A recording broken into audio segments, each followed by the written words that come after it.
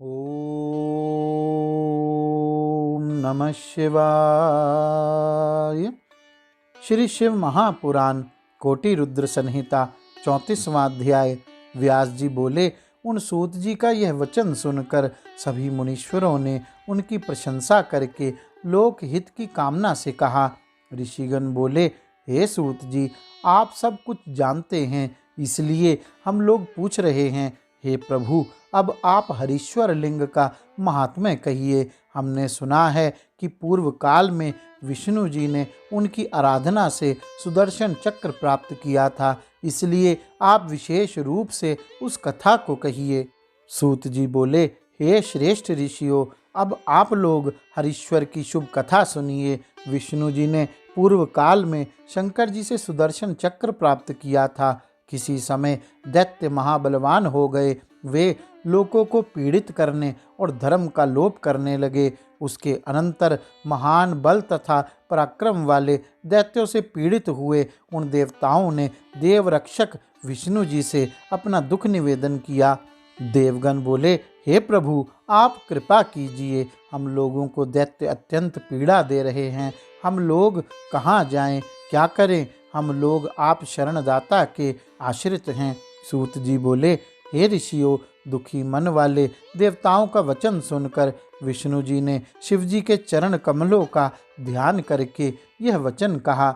विष्णु जी बोले, हे देवताओं, मैं भगवान शिव जी की आराधना कर आप लोगों का कार्य करूँगा, क्योंकि ये शत्रु बड़े बलवान हैं, इन्हें प्रयत्न पूर्वक जीतना चाहिए। सूत जी बोले, हे ऋषियों, सर्व समर्थशाली विष्णु जी के इस प्रकार कहने पर वे सभी देवता उन दुष्ट दैत्यों को हत मानकर अपने अपने स्थान को चले गए। विष्णु जी भी देवताओं की विजय के लिए सभी देवताओं के स्वामी सर्वसाक्षी एवं अव्यय शिव जी की आराधना करने लगे। वे कैलाश पर्वत के समीप जाकर स्वयं कुंड का निर्माण कर उसमें अग्नि स्थापना कर उसी के समक्ष तप करने लगे।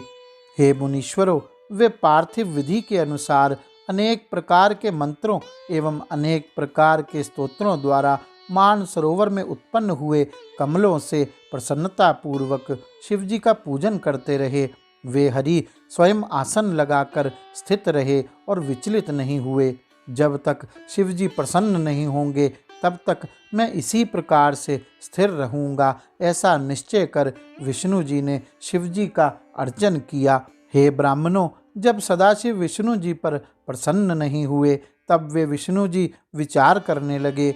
इस प्रकार अपने मन में विचार कर वे नाना प्रकार से भगवान शिव जी की सेवा करने लगे। फिर भी लीला विशारद प्रभु सदाशिव प्रसन्न नहीं हुए। इसके बाद विष्णु जी आश्चर्यचकित हो अत्यंत उत्तम भक्ति से युक्त होकर शिव जी के सहस्त्र नामों से प्रेम पूर्वक परमेश्वर की स्तुति करने लगे। वे एक एक नाम मंत्र का उच्चारण कर उन्हें एक एक कमल अर्पित करते हुए शरणागत वत्सल शंभु की पूजा करने लगे।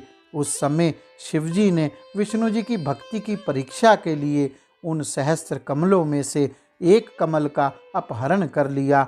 उस समय विष्णु जी को शिव जी की माया से हुए इस अद्भुत चरित्र का पता न चला। वे एक कमल को कम जानकर उसे ढूंढने में तत्पर हो गए। अविचल व्रतधारी विष्णु जी ने उस कमल को प्राप्त करने के लिए सारी पृथ्वी का भ्रमण किया, परंतु उसके प्राप्त ना होने पर विशुद्ध आत्मा वाले उन्होंने अपना एक नेत्र ही अर्पण कर दिया। तब यह देखकर सभी प्रकार के दुखों को दूर करने वाले वे शंकर जी उन पर प्रसन्न हो गए। वे वहीं पर प्रकट हो गए और विष्णु जी से यह वचन कहने लगे। शिव जी बोले, हे विष्णु, मैं आप पर अति प्रसन्न हूँ। आप मनोवांछित वर मांगिए, मैं आपको मनोभिलाषित वर दूंगा। आपके लिए मुझे कुछ भी अधेय नहीं है। सूत जी बोले, शिव जी की यह बात सुनकर प्रसन्नचित भगवान विष्णु परम हर्ष से युक्त होकर हाथ जोड़कर शिव जी से कहने लगे। विष्णु जी बोले, हे नाथ, आप तो सर्वांतर्यामी हैं, अतः मैं आपके सामने अपना मनोरथ क्या कहूँ, फिर भी आपकी आज्ञा से कह रहा हूँ। हे सदाशिव, दैत्यों ने सारे संसार को अत्यंत पीड़ित कर दिया है, इसलिए हम देवताओं को सुख प्राप्त नहीं हो रहा है। हे स्वामी, मेरा आयुध दैत्यों को मारने में समर्थ नहीं हो पा रहा है। अब मैं क्या करता, कहाँ जाता? आपके अतिरिक्त कोई दूसरा मेरा रक्षक नहीं है, इसलिए हे महेश्वर, मैं आपकी शरण में आया हूँ।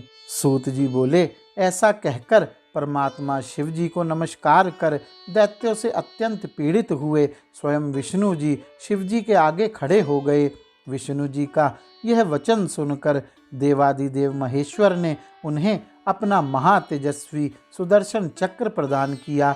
तब उसे प्राप्त कर भगवान विष्णु ने उस चक्र से बिना परिश्रम के शीघ्र ही उन महाबली राक्षसों को विनष्ट कर दिया। इस प्रकार संसार में शांति हुई, देवता सुखी हुए और सुंदर सुदर्शन चक्र प्राप्त कर अति प्रसन्न विष्णु जी भी परम सुखी हो गए। ऋषिगण बोले, शंकर जी का वह सहस्त्र नाम कौन सा है जिससे संतुष्ट हो शिवजी ने विष्णु जी को सुदर्शन चक्र प्रदान किया, उसे आप कहिए। शिव जी की चर्चा से पूर्ण उसके महात्म्य को आप मुझसे यथार्थ रूप से कहिए, जिसके कारण विष्णु जी के ऊपर शिव जी कृपालु हुए। व्यास जी बोले, उदार चित्त वाले उन मुनियों के इस वचन को सुनकर शिव जी के चरण कमलों का ध्यान करके सूत जी यह वचन कहने लगे। इस प्रकार श्री शिव महापुराण के अंतर्गत चतुर्थ कोटि रुद्र संहिता में विष्णु सुदर्शन चक्र लाभ वर्णन नामक 34वां अध्याय पूर्ण हुआ। गौरी शंकर भगवान की जय। ओम नमः शिवाय।